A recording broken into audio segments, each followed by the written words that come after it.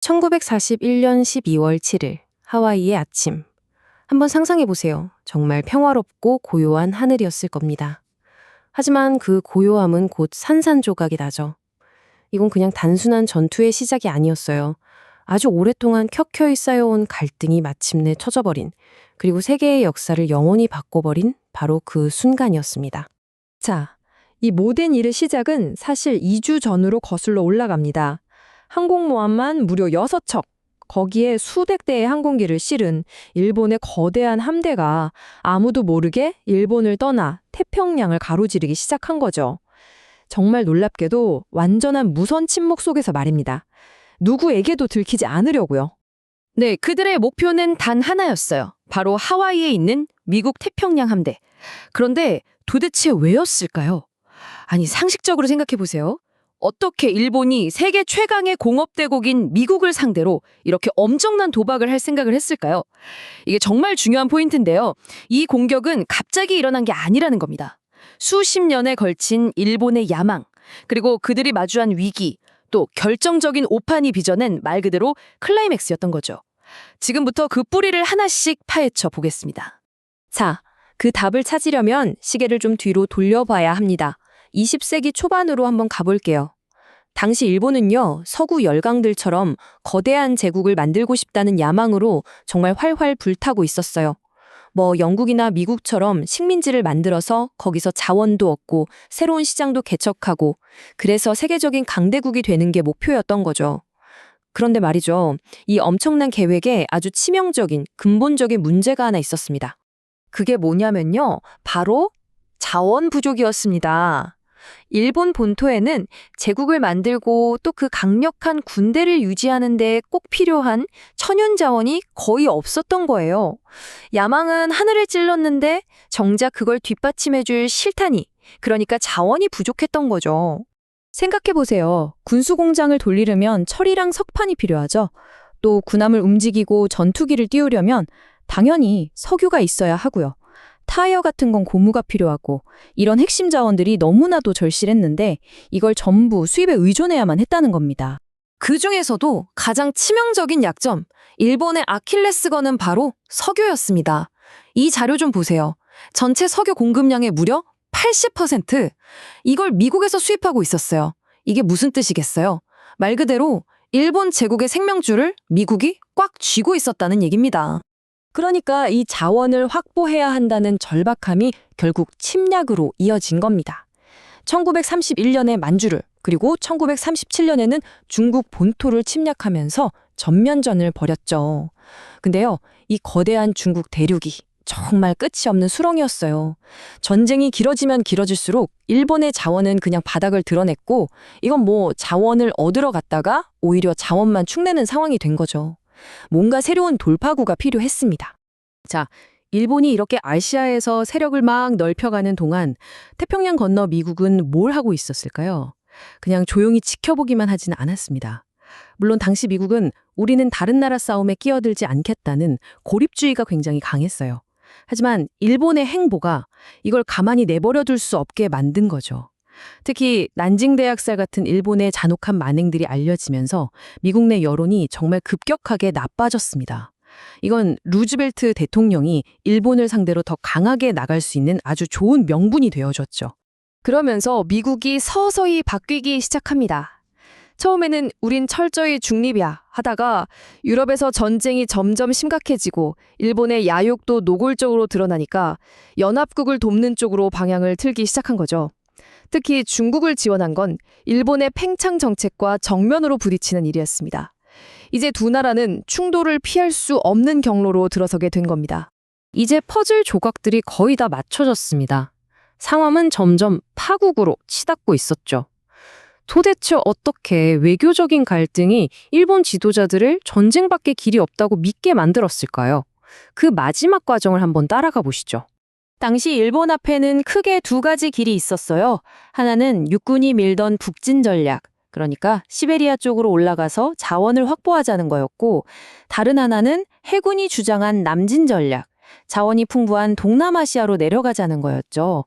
그런데 북쪽으로 갔다가 할흰골 전투에서 소련군한테 정말 호되게 당합니다. 깨졌어요. 북진의 꿈이 완전히 박살난 거죠. 자, 그럼 이제 남은 길은 어디일까요? 맞습니다. 남쪽밖에 없었어요. 그래서 일본이 남쪽으로 방향을 트니까 미국과의 갈등이 그야말로 폭발 직전까지 갑니다.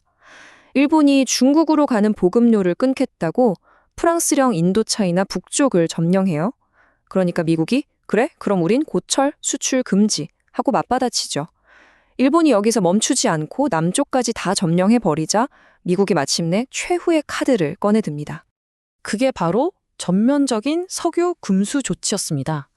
이 한 방으로 일본은 전체 석유 공급량의 무려 94%가 막혀버립니다. 94%요? 이건 뭐 일본의 전쟁 기계 전체가 그냥 멈춰설 수도 있는 그야말로 최악의 위기였던 거죠. 자, 이제 석유가 완전히 끊겼습니다. 일본은 그야말로 막다른 골목에 몰린 거죠. 외교적으로 풀어보려고 협상 테이블에도 앉았지만 미국의 요구는 아주 단호했습니다. 중국에서 완전히 철수해라. 이건 사실상 니들이 지금까지 이룬 제국의 야망을 전부 포기해라는, 항복하라는 소리나 마찬가지였어요. 이걸 받아들일 수 없었던 일본 지도부에게 남은 선택지는 딱 하나였습니다. 필요한 자원을 힘으로 빼앗는 것. 그리고 그건 미국과의 전면전을 의미했습니다. 그래서 나온 게 바로 이 진주만 도박입니다. 이 절박한 상황에서 던진 필사적인 승부수였던 거죠. 계획은 이랬어요.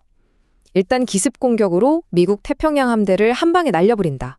그리고 걔네들이 정신 못 차리고 재정비하는 동안 우리는 동남아시아를 싹 장악해서 자원을 확보하고 방어선을 완벽하게 구축한다.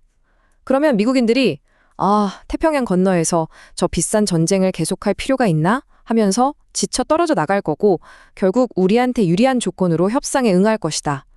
라고 믿었던 겁니다. 아주 큰 착각이었죠. 그리고 12월 7일 일요일 아침, 그들의 도박은 현실이 됩니다.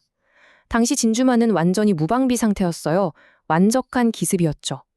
특히 일본은 진주만 항구의 수심이 얕다는 걸 알고 거기에 맞춰서 특수 어뢰까지 개발해 갔습니다. 그 효과는 정말 파괴적이었습니다. 전함 애리조나는 탄약고가 폭발하면서 단 몇 분 만에 침몰했고 그 배 한 척에서만 1177명의 목숨을 앗아갔습니다. 결과를 보세요. 공격은 채 2시간도 걸리지 않았습니다. 그런데 그 짧은 시간 동안 미 태평양 함대는 말 그대로 초토화됐어요. 주력 전함 8척이 전부 공격을 받아서 침몰하거나 크게 부서졌고 항공기도 수백 대가 파괴됐죠. 전술적으로만 보면 이건 의심할 여지가 없는 일본의 완벽한 대성공이었습니다.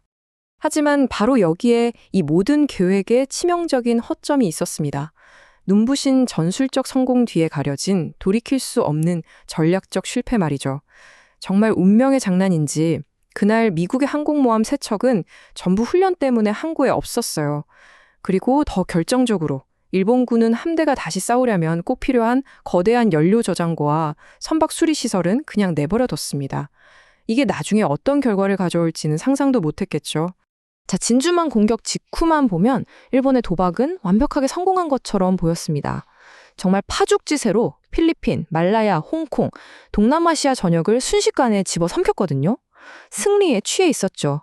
하지만 이 눈부신 단기적인 성공이 어떻게 장기적으로는 스스로의 무덤을 파는 일이 되었을까요? 결론부터 말하면 이 공격은 일본이 의도했던 것과 정확히 정반대의 효과를 낳았습니다. 미국인들을 겁쳐서 협상 테이블로 끌어내기는커녕 그들의 엄청난 분노에 기름을 부어버린 거죠. 그들은 잠자는 거인을 건드린 겁니다. 그것도 아주 환하게 말이죠. 공격 바로 다음 날 루스벨트 대통령이 의회에 섰습니다. 그리고 이 날을 치욕 속에 살아갈 날로 규정하면서 일본에 대한 선전포고를 요청하죠. 이 연설은 라디오를 통해 미국 전역에 울려 퍼졌고 수많은 미국인들을 하나의 거대한 분노로 묶어버렸습니다.